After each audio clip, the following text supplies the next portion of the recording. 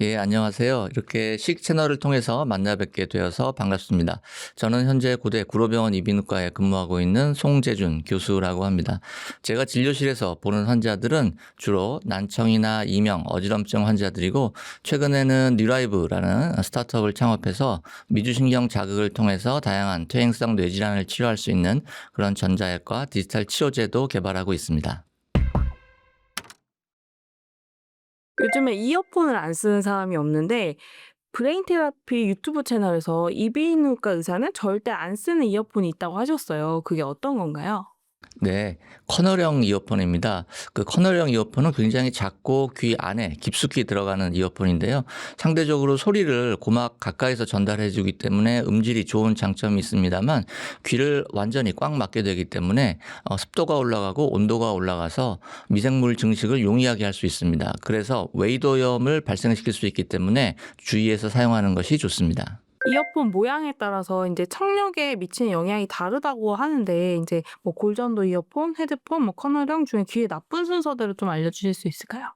귀에 나쁜 순서대로 한다면 커널형, 헤드폰, 골전도 이어폰입니다. 커널형은 방금 말씀드린 바와 같이 귀 깊숙이 위치하기 때문에 귓구멍을 막아서 압력을 높이고 소리 전달을 크게 하기 때문에 달팽이관에 손상을 줄 수 있고 웨이도염을 유발할 수 있습니다. 헤드폰형은 상대적으로 그 소리의 음원이 고막에서 멀리 떨어져 있고 귀를 막지 않기 때문에 그런 위험이 상대적으로 적습니다. 골전도 이어폰은 귀를 막지 않기 때문에 상대적으로 안전하지만 음량이 클 경우 달팽이관에 직접적인 손상을 줄 수 있기 때문에 주의가 필요합니다. 이렇게 이어폰 사용 때문에 청력에 이상이 생기는 사례가 실제로도 많은가요? 네, 최근 청소년들도 이어폰을 장시간 사용함으로써 난청을 유발하는 경우가 심심치 않게 발견되기도 합니다.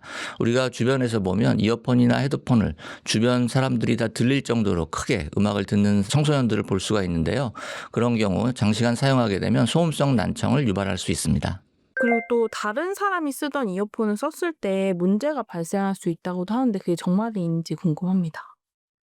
다른 사람이 사용하는 이어폰에는 잘못하면 거기 미생물이나 세균들이 묻어 있을 수도 있고, 그거를 소독하지 않고 사용하게 되면 감염의 우려가 있습니다. 그렇기 때문에 이어폰은 어떻게 보면 개인 위생용품이라고 생각하는 것이 좋습니다.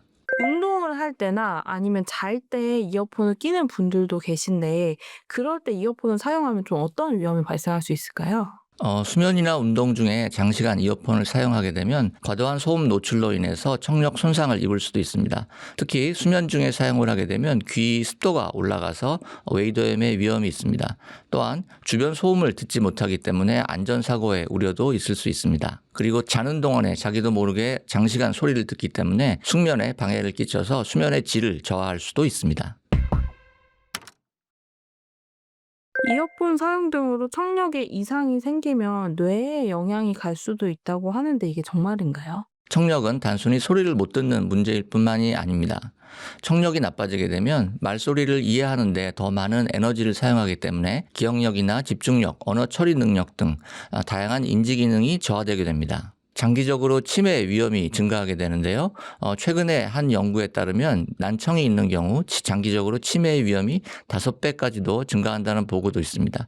이명도 마찬가지입니다. 난청으로 발생하는 이명도 치매의 발병을 증가한다는 연구 결과들이 속속 보고되고 있습니다. 최근에 이를 위해서 미주신경 자극이 시도되고 있는데요.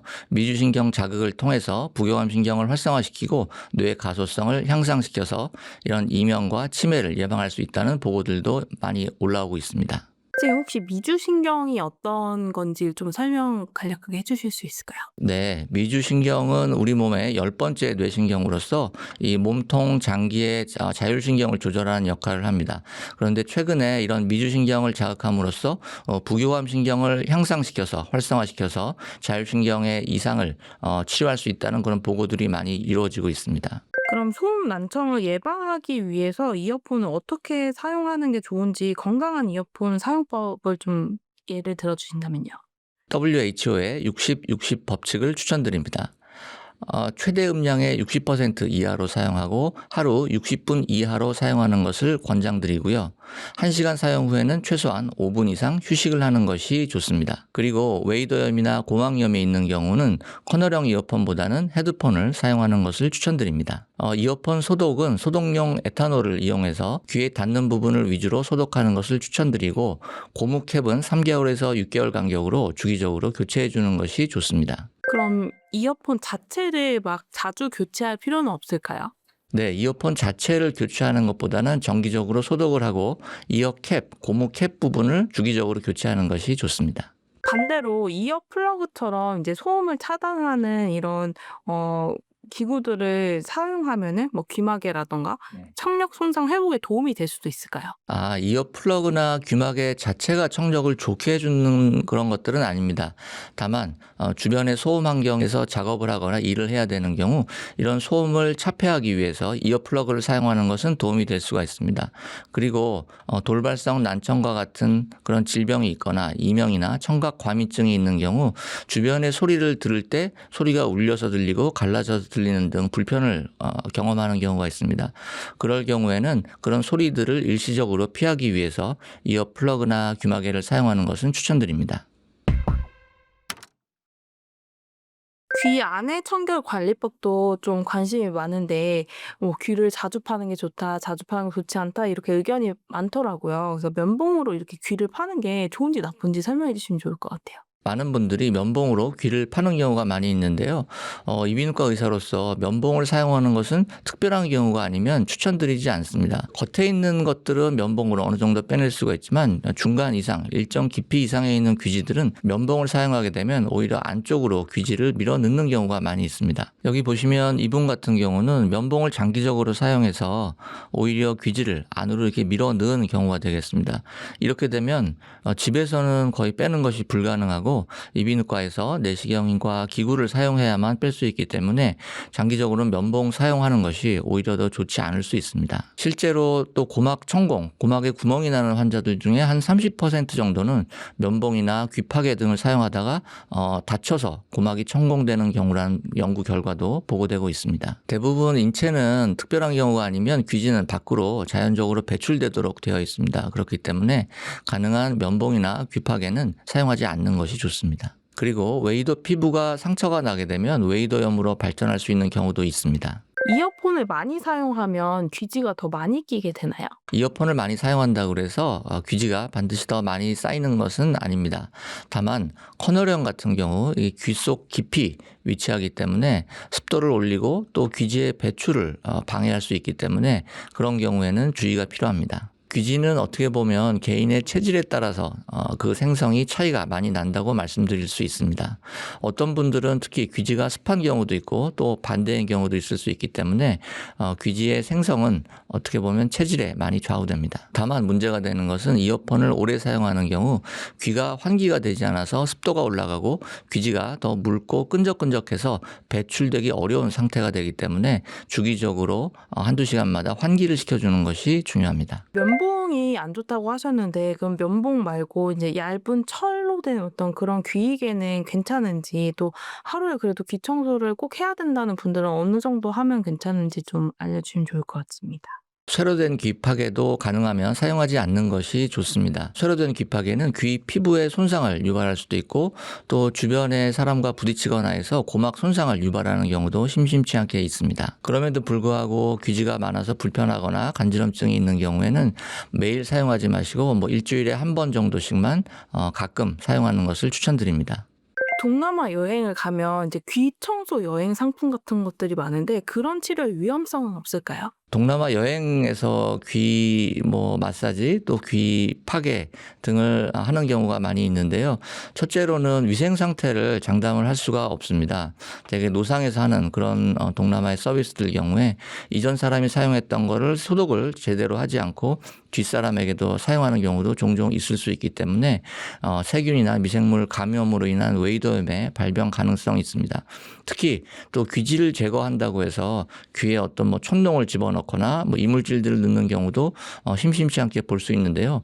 그런 경우에는 저절로 제거가 되지 않고 병원을 찾아오는 경우도 자주 볼 수 있습니다. 이비인후과에서 귀지를 제거해야 할 경우는 어떤 경우가 있을까요? 이비인후과에서 귀지를 제거해야 되는 경우는 몇 가지 들 수가 있겠는데요.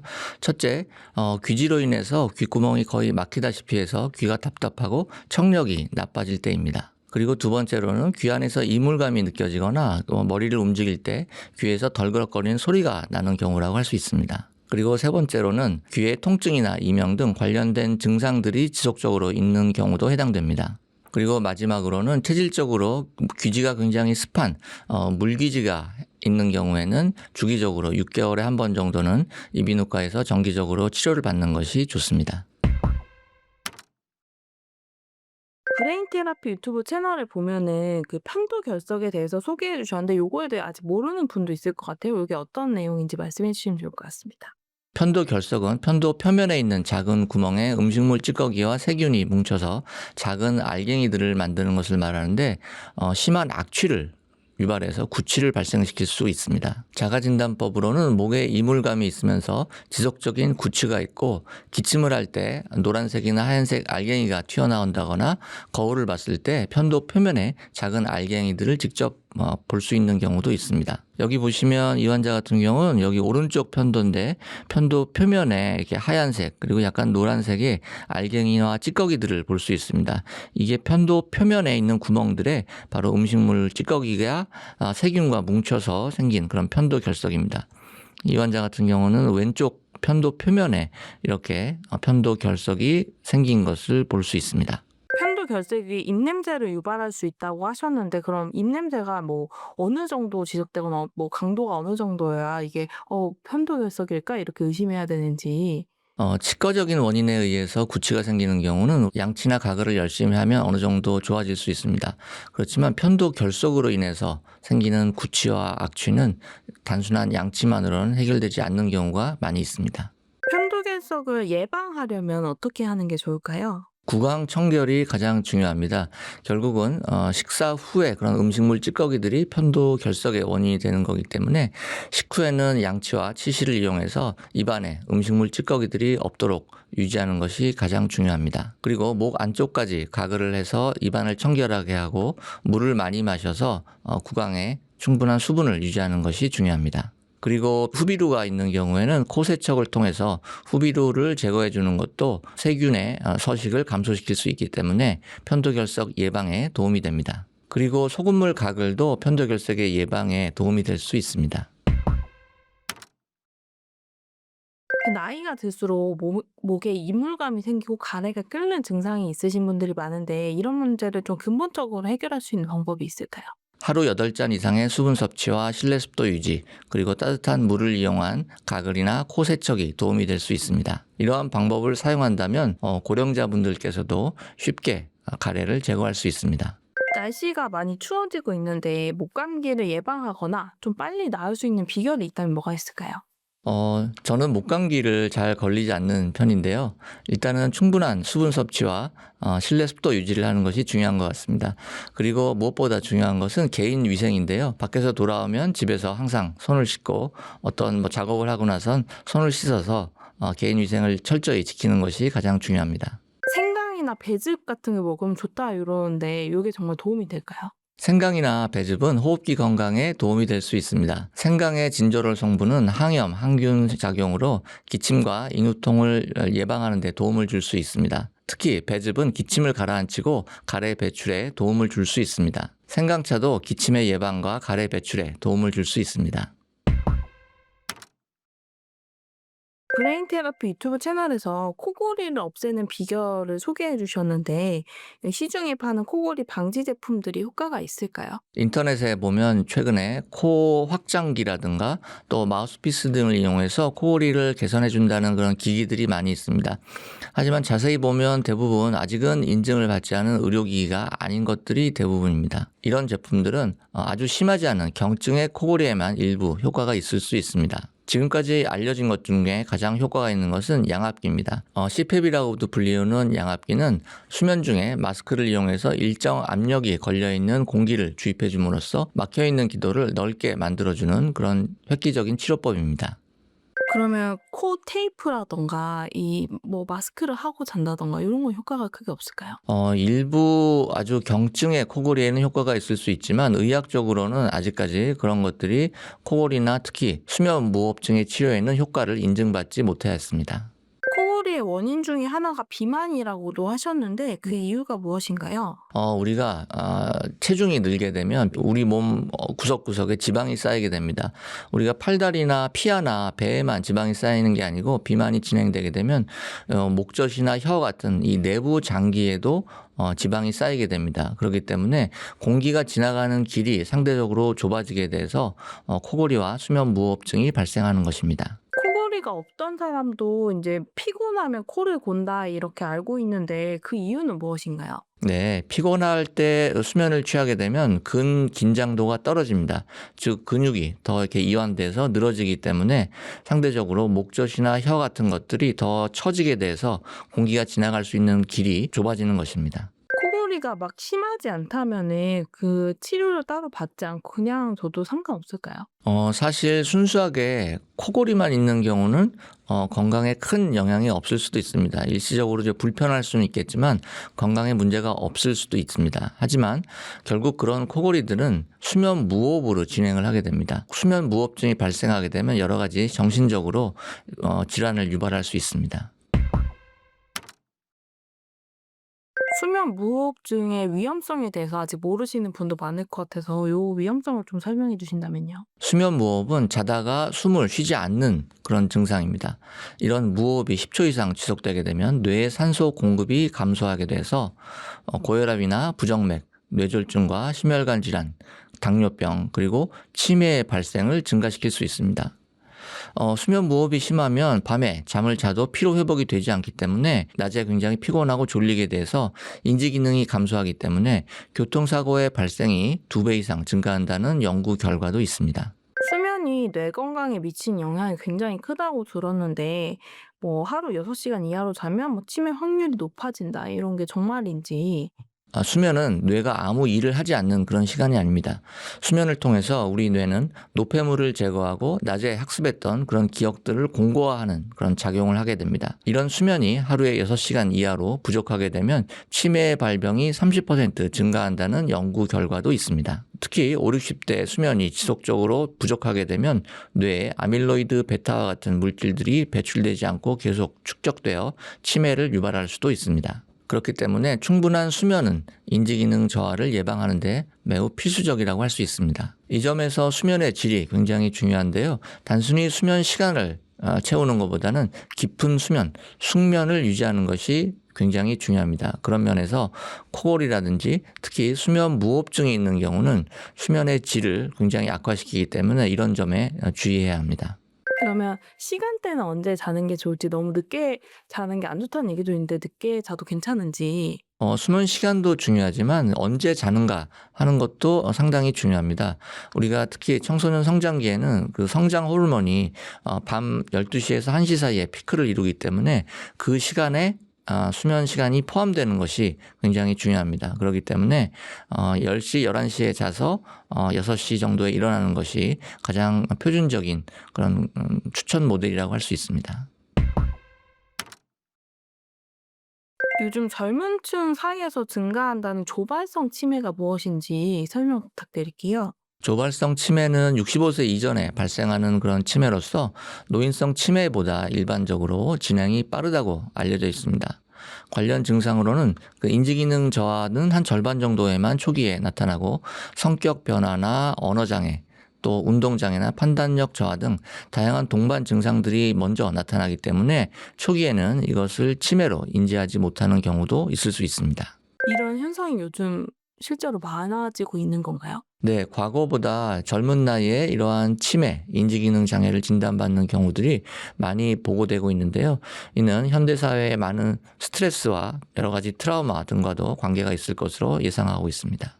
기억력 말고 사람들이 잘 모르는 치매 증상에 대해서 좀 설명 더 해주시면 좋을 것 같아요.